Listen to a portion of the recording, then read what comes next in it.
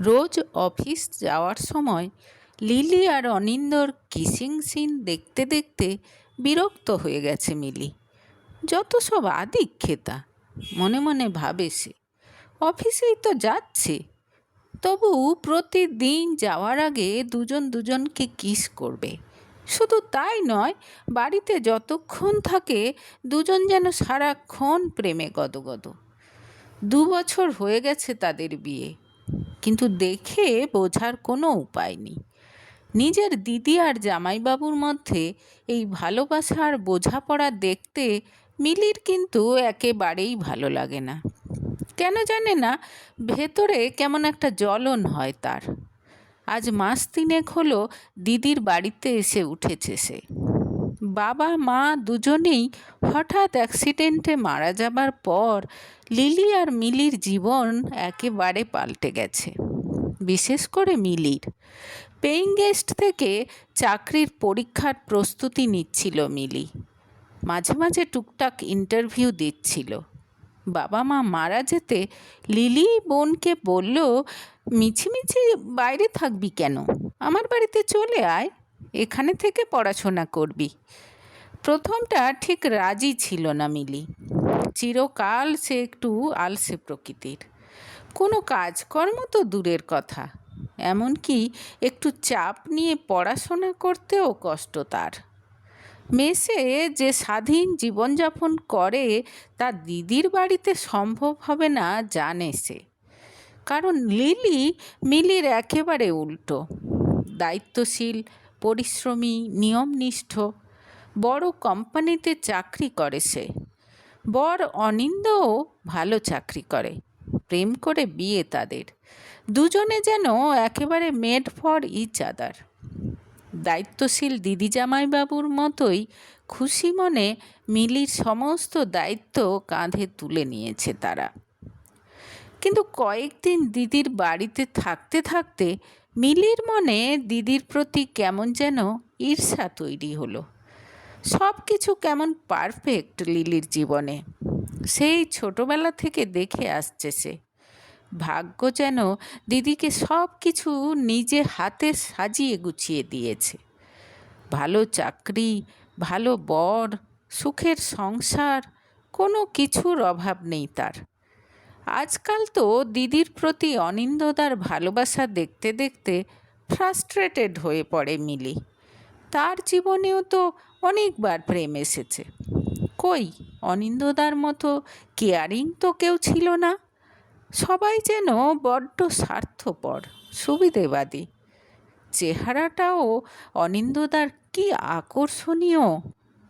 এখনও যে কোনো মেয়েই দেখে প্রেমে পড়ে যেতে পারে। সেদিন বিকেলে ভীষণ মাথা ধরেছিল মিলির। দিদি তখনও অফিস থেকে ফেরেনি। অনিন্দদা ফিরে কথাটা শুনেই আদা দিয়ে বেশ কড়া করে 2 কাপ চা বানালো। মিলির সঙ্গে বসে চা খেতে খেতে অনেক গল্প করলো। আর কিছুক্ষণ পর মিলির মাথা ধরা কমেনি শুনে বলল, এসো আমি তোমার মাথা টিপে দিচ্ছি, বলে সোফা থেকে কুশনটা তুলে নিজের কোলে পেতে মিলিকে ইশারা করলো শুয়ে পড়তে। শুয়ে পড়ল মিলি। তারপর তার মাথা টিপে দিল অনিন্দদা। এত ভালো লাগছিল সেদিন মিলির। সেদিন থেকে মিলি নিশ্চিত হয়ে গেছে যে অনিন্দ তাকে মনে মনে পছন্দ করে। এর আগেও অনেকবার হয়েছে লিলি ঘুমিয়ে পড়েছে, কিন্তু মিলি আর অনিন্দ বসে বসে সিনেমা দেখেছে, গল্প করেছে। যদিও মুখে কোনো দিন কিছু বলেনি, কিন্তু মিলি একেবারে নিশ্চিত যে অনিন্দ তার সঙ্গে সময় কাটাতে পছন্দ করে। সেও যেন দিন দিন অনিন্দর প্রতি বড্ড বেশি আকৃষ্ট হয়ে পড়ছে। অনিন্দকে নিয়ে আকাশ কুসুম কল্পনা করতে ভালো লাগে তার। আমাকে পরশু বেরোতে হবে অফিসের কাজে, 2 দিনের জন্য যদিও, কিন্তু তোমাদের ছেড়ে কি করে যাব বলো তো? একদিন অফিস থেকে ফিরে চিন্তিত মুখে বলল লিলি। কেন, চিন্তা করার কি আছে? আমি আর মিলি সব সামলে নেব। কি বলো মিলি? মিলির দিকে তাকিয়ে হেসে জিজ্ঞেস করলো অনিন্দ। সঙ্গে সঙ্গে আনন্দে নেচে উঠল মিলির মন। তার মনে হলো অনিন্দদাও যেন এই সুযোগটা পেয়ে খুব খুশি হয়েছে। একসঙ্গে থাকবে তারা দুজন, দিদি থাকবে না। উত্তেজনায় মিলির ভেতরে যেন দাপাদাপি শুরু হয়ে গেল। এরকম একটা সুযোগের অপেক্ষাতেই তো সে ছিল। একদিন পর বিকেলে বাড়ি থেকে বেরিয়ে গেল লিলি।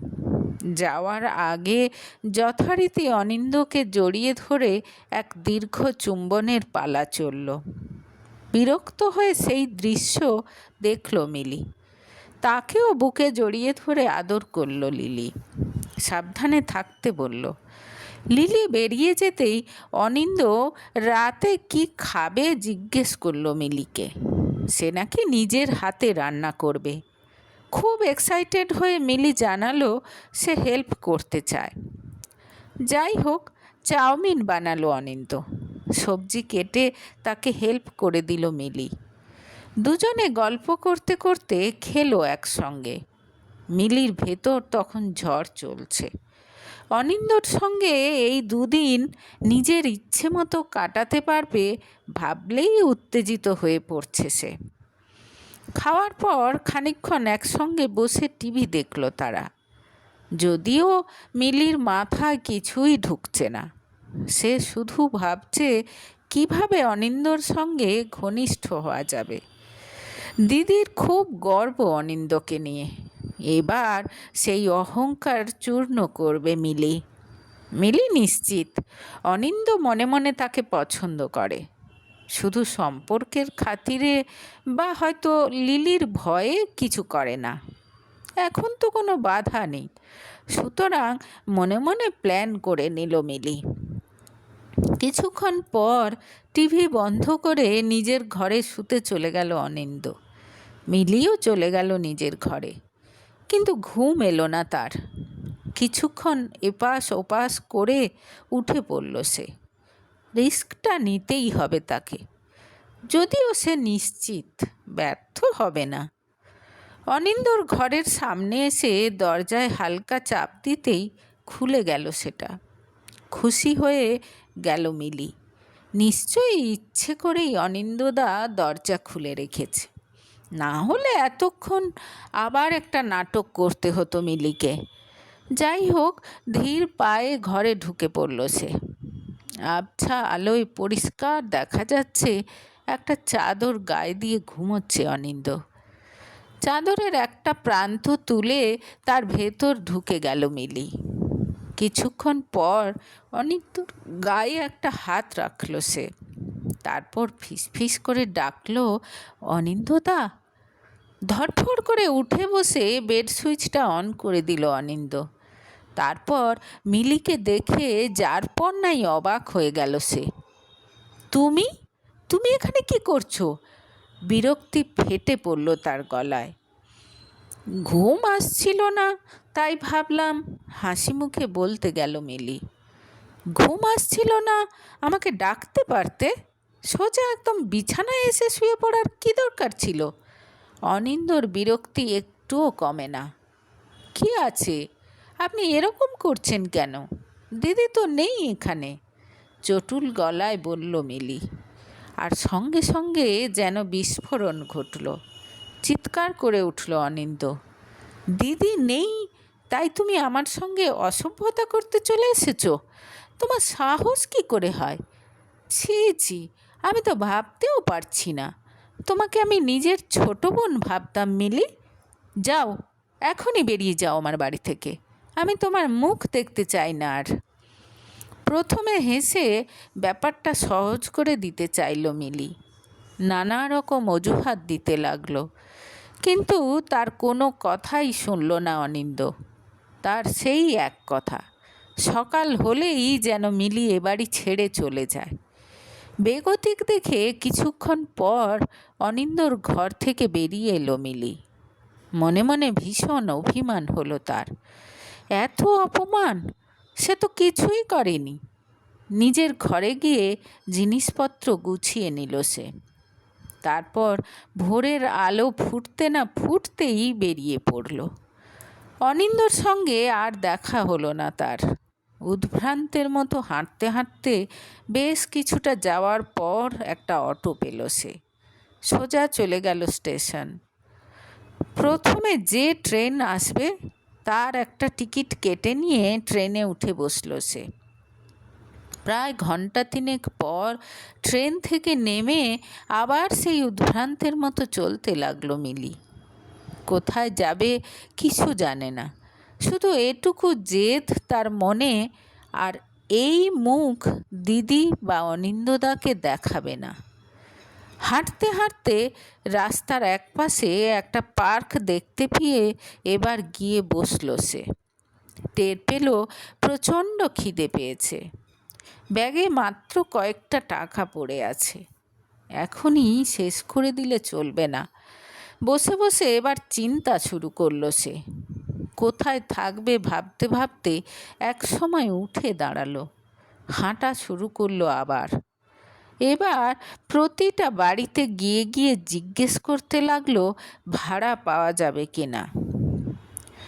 অবশেষে এক বৃদ্ধা জানালেন ভাড়া দিতে রাজি আছেন তিনি।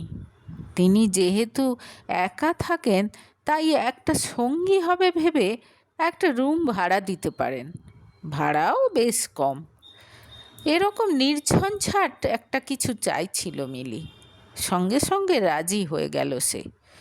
ছোট অন্ধকার স্যাঁতস্যাঁতে একটা ঘর। প্রথমে দেখে ঘেন্না লাগলো মিলির, কিন্তু তারপর বাধ্য হয়ে রাজি হয়ে গেল। এর চেয়ে ভালো সে কিছু নিতে পারবে না এখন। জিনিসপত্র রেখেই কাজে বেরিয়ে পড়ল সে। খিদেতে মাথা ঘুরছে তার, কিন্তু কোনো একটা না একটা কাজ না জোগাড় করতে পারলে চলবে কি করে? যা টাকা আছে তাতে দিন তিনেক বড় জোর চলবে। বাড়িওয়ালাকে অনেক বলে কয়ে রাজি করিয়েছে মাসের শেষে টাকা দেবে, কিন্তু এই ছোট শহরে কাজ কোথায় পাবে? প্রায় ঘন্টা দুয়েক এদিক ওদিক ঘুরে ফিরে এলো মিলি, আর পা চলছে না। রাতে শুয়ে শুয়ে মিলি ঠিক করে নিল আর বাছবিচার করলে চলবে না, এবার যে কোনো কাজ পেলেই করবে সে। পরদিন বেরিয়ে দোকানে দোকানে ঘুরতে লাগলো সে, যদি হিসেব রাখার কাজ টাজ কিছু একটা পাওয়া যায়। সারা দিন ঘোরার পর একটা ছোটোখাটো হোটেলের মালিক বলল বাসন মাজার লোক খুঁজছে তারা, রোজ কাজের শেষে পয়সা। খানিক চিন্তা ভাবনা করে রাজি হয়ে গেল মিলি।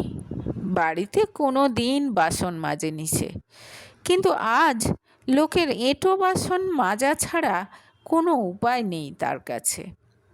চোখের জল ফেলতে ফেলতে বাসন মাজা শুরু করলো সে। ছোটোখাটো হলেও দুপুরে নাকি প্রচুর লোক খেতে আসে এখানে। কাজের শেষে 200 টাকা দিল তাকে মালিক। আবার চোখ ফেটে জল বেরিয়ে এলো মিলির। এতক্ষণ ধরে বাসন মেজে হাত টনটন করছে তার, আর তার জন্য মাত্র 200 টাকা। কোনো রকম টলতে টলতে বাড়ি ফিরে এসেই শুয়ে পড়ল সে। 7 দিন হোটেলে বাসন মাজার পর খানিকটা সহজ হতে পারল মিলি। ভাগ্যকে মেনে নেওয়া ছাড়া আর কোনো উপায় নেই। হাত খসখসে হয়ে গেছে তার, চেহারা শুকিয়ে গেছে। তবে প্রচণ্ড পরিশ্রম হলেও টাকাটা হাতে পেয়ে প্রশান্তিতে ভরে যায় তার বুকটা। হোক না মাত্র 200 টাকা, কিন্তু তার নিজের পরিশ্রমের টাকা এটা। আরও কিছুদিন যেতে কাস্টমারদের খাবার সার্ভ করার কাজটাও আদায় করে নিল মিলি। মালিক দেখলেন সুন্দরী কমবয়সী একটা মেয়ে সার্ভ করলে কাস্টমাররা খুশি হবে। মিলির যেন আর কোনো দিকে ধ্যান নেই, শুধু মাইনে বাড়বে এই খুশিতেই আত্মহারা সে। কষ্ট করে ইনকাম করার সুখ পেয়েছে সে, কিন্তু মাঝে মাঝেই পুরনো কথা মনে পড়লে মন খারাপ হয়ে যায় তার। নিজেকে ভীষণ অপরাধী মনে হয়। সত্যিই সে খুব খারাপ। না হলে নিজের দিদির সংসার ভাঙার কথা কি করে মাথায় আসে তার? তারা তো তার একমাত্র আপনজন ছিল, আর আপনজনের মতোই তাকে নিজের সঙ্গে থাকতে দিয়েছিল। আর সে কিনা তাদের ক্ষতি করার চেষ্টা করেছিল। মিলি বোঝে সারা জীবন তাকে এই অপরাধের বোঝা মাথায় নিয়ে থাকতে হবে।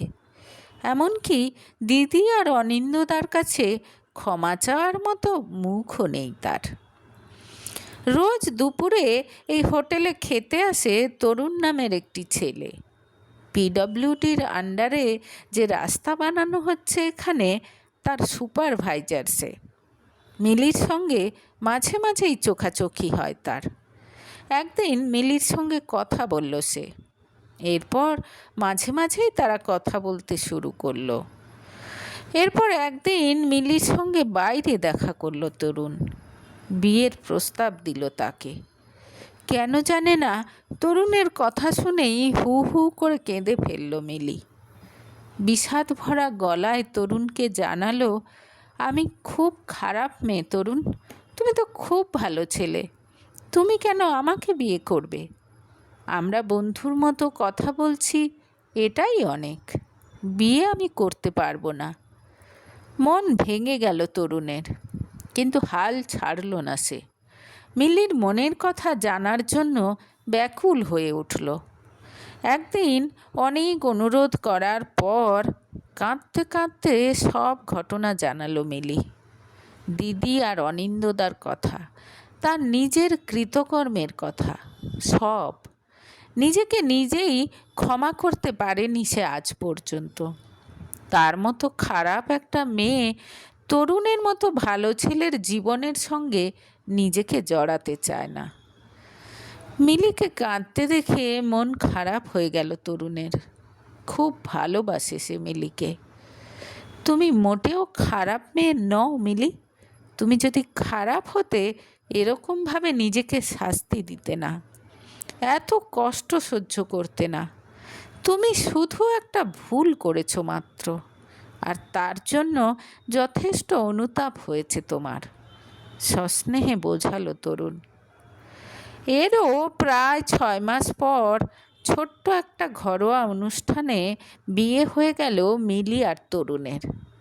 তরুণের কথা শুনে লিলিকে ফোন করেছিল মিলি।